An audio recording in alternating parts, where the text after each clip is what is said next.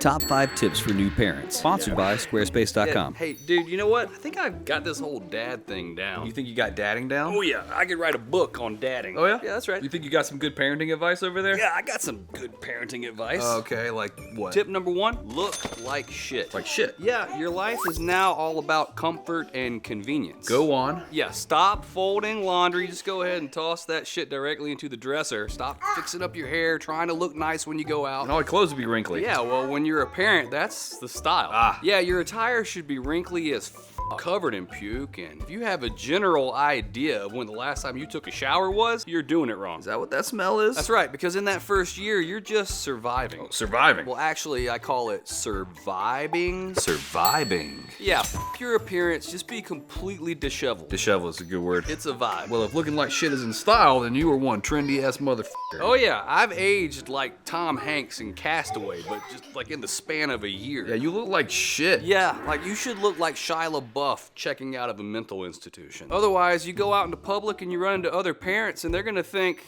this guy's an asshole. That guy must be neglecting that kid. This guy can't possibly be taking care of a kid. So look like shit. Yeah, embrace it, lean into it, because you have to understand that your main choice of attire is gonna be sweatpants and pajamas. I've been wearing these clothes for 3 days. So tip number 1, surviving. Tip number 2, I like to call dad points. Dad points? Yeah, when something crazy happens, don't freak out about it. No? Don't beat yourself up either. Okay. Just chalk it up to you leveling up as a dad. Oh, that's good. Yeah, you see, f***ed up shit is gonna happen. That's true. And you can't control what happens to you when you become a father. You can only control how you react to it. Sounds like a Hallmark card. Yeah, so whenever something crazy happens, instead of freaking out, I just take a deep breath and say to myself, dad points. Like what kind of stuff? Well, the other day I was taking a piss and I looked down and he was reaching his hand into the toilet bowl. Oh. I quickly leaned over and scooped him up with the other hand, and in the process proceeded to piss all over myself. Ooh, so dad points? Dad points. Ah. And last week he fell off the porch, but I caught him with one hand. Dad points. Then the next day he fell off the porch again, only this time I didn't catch him. Dad points? Dad points. Huh. And this morning I took my eyes off him for 2 seconds and I turned around and he was pouring my coffee all over his face. Oh, God. It wasn't hot coffee, it was cold coffee, but nonetheless. Could have been bad. Could have been bad. I mean, geez, you take your eyes off them for 2 seconds and they try to kill themselves. It's not that. It's that they're always trying to kill themselves, and I took my eyes off them for 2 seconds. Just wait till they start walking and then the suicide attempts quadruple. Yeah, if dadding was a video game, when he starts walking, it would be like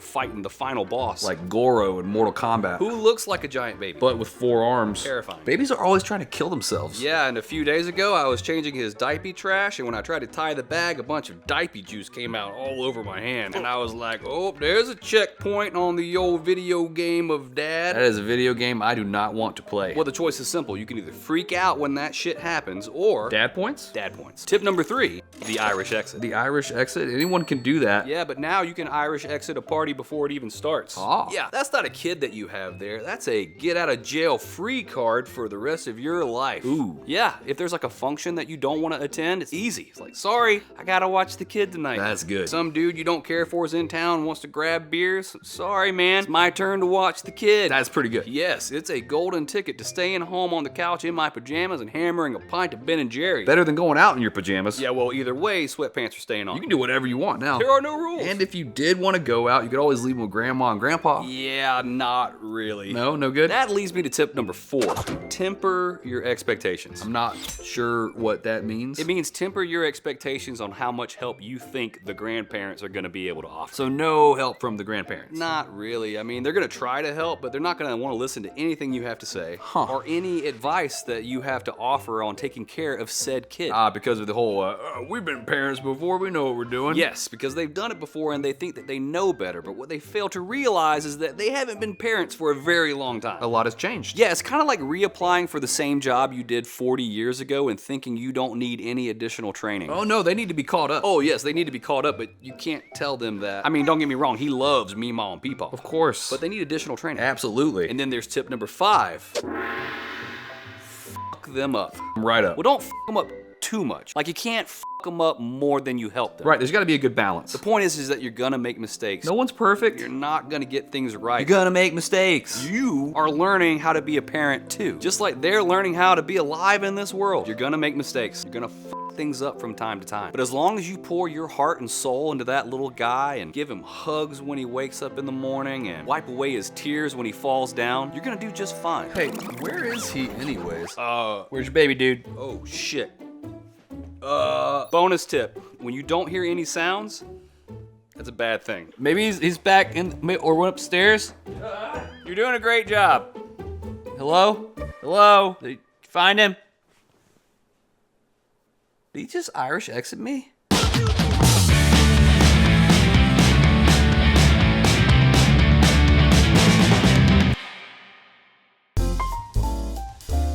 Hey, do you still not have a website for your business? That's almost as bad as being the cousin Eddie of your family. I was born with that IBS, and it's got me all backed up. You see them airplanes in the sky with the jet streams putting chemicals in there? Tell you, government, man. Tell you right now, I drank milk and I'll fart like a horse.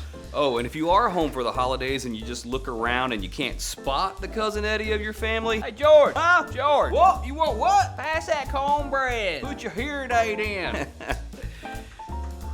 You're it.